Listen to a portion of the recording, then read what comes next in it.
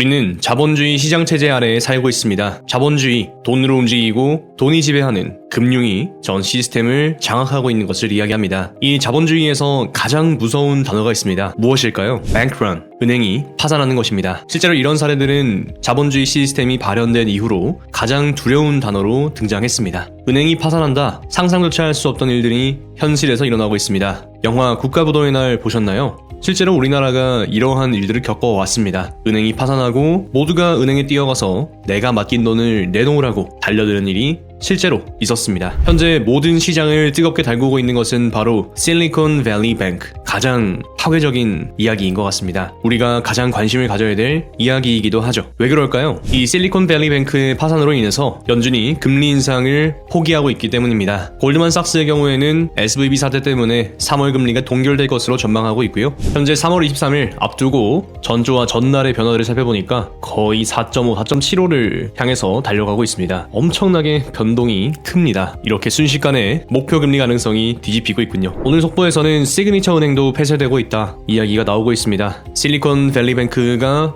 파산하면서 이 시스템은 도미노처럼 움직이고 있습니다. 그만큼 뱅크런은 위험한 거예요. 이러한 시기가 되면 꼭 이런 현상이 일어나게 됩니다. 위험을 회피하고 안전을 선호하게 되는 것이죠. 대표적인 안전자산 무엇이 있습니까? 바로 채권이죠. 현재 미국 2년 채권 대폭락을 이어가고 있습니다. 보시면 2월 2일부터 정확하게 26일 동안 상승했고요. 요게 3월 9일이고 고용지수와 SVB 사태가 딱 터지면서 단 3일 만에 지난 26일 동안 올렸던 모든 수준을 반납하고 22% 하락을 보여주고 있습니다. 제가 공부했던 역사 중에서는 거의 오일 쇼크가 유일했던 것 같습니다. 이 정도의 폭으로 떨어지는 경우는 없었던 것 같아요. 가장 최단 기간에 대폭락하고 있는 현상을 우리는 목격하고 있습니다. 채권금리 대폭락이 우리에게 시사하는 바는 무엇이냐? 바로 금리 정점. 실제로 이 산 모양이 아까 봤던 그래프랑 비슷하게 생겨서 가져와 봤습니다. 금리가 정점에 도달했다라는 겁니다. 더 이상 금리는 인상되지 않을 겁니다. 왜냐? 자본주의 시스템을 지켜야 하기 때문이죠. 고금리 상황 그리고 금리가 급등해 있는 상황에서 자본주의 시스템의 어느 곳은 반드시 망가질 수밖에 없습니다. 비용 부담이 늘어나고 실제로 2년 전에 투자했던 채권의 만기가 도래하면서 변동이 생기기 때문입니다. 자, 그럼 이거 미국 얘기 아니냐? 이 금리 올라갔다가 내려갔다 하는 거 우리가 결정할 수 있는 것도 아니고 다 FED에서 하는 일인데 그게 우리랑 무슨 상관이냐 하시는 분들도 계실 수가 있겠죠. 그래서 우리는 뭘 해야 되냐면 이 환율을 눈여겨봐야 합니다. 달러와 원 환율의 차이로 인해서 어떠한 현상이 일어나는지를 지켜보면 되겠죠. 제 생각에는 한국은행이 우리나라의 금리를 결정하는 것도 이 환율로 인함이 아닐까 생각합니다. 무역 수지도 안 좋고 현재 수출 상황도 위태위태한 그런 상황인데 어쨌든 한국은행은 환율을 기준으로 우리의 기준금리를 드라이브하기 때문에 우리도 이걸 보고 판단을 하면 좋지 않을까 생각이 들어요. 그럼 이제 대구부동산 어떻게 될까? 간단하게 설명을 좀 드리면 아직까지는 물량이 상당히 많습니다. 아직 많아요. 그리고 전매 제한 해제될 가능성도 열려 있으니까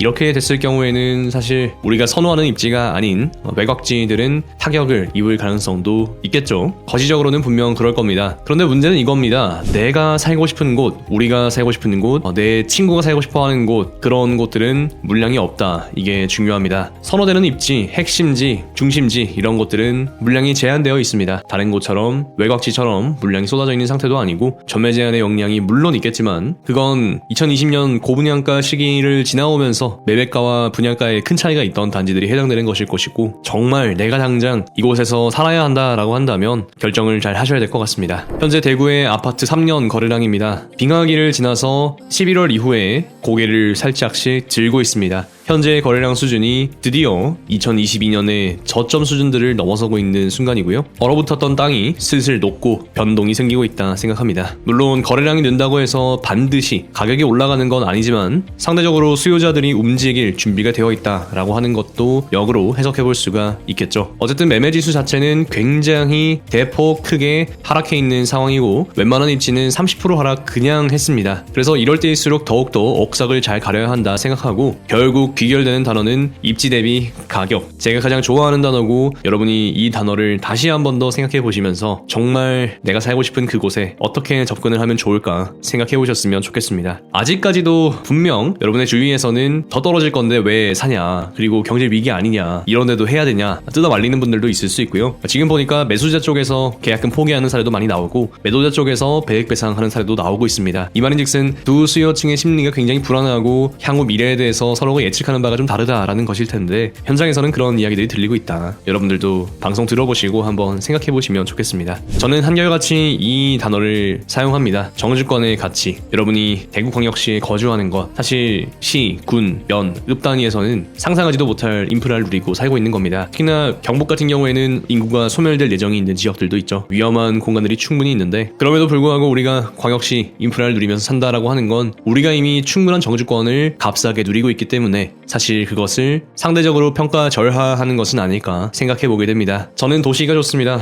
도시의 네온사인이 좋고 가까이에 있는 병원이 좋고 내가 누릴 수 있는 상권 인프라가 많고 백화점이 있고 언제 어디든 이동할 수 있는 자유가 있다는 거, 그게 저는 도시를 살아야 하는 이유라고 생각합니다. 굉장히 단순한 가치가 우리의 인생의 편의를 결정합니다. 그래서 시황이라고 하는 게 사실 그렇게 유의미한 건 아니라고 생각합니다. 다만 실리콘밸리뱅크가 현재 전 세계에 엄청난 파장을 일으키고 있기 때문에 우리도 역시 이런 상황들을 눈여겨봐야 한다 생각합니다. 대구부동산에 어떤 영향을 미칠지 함께 지켜보도록 합시다. 감사합니다.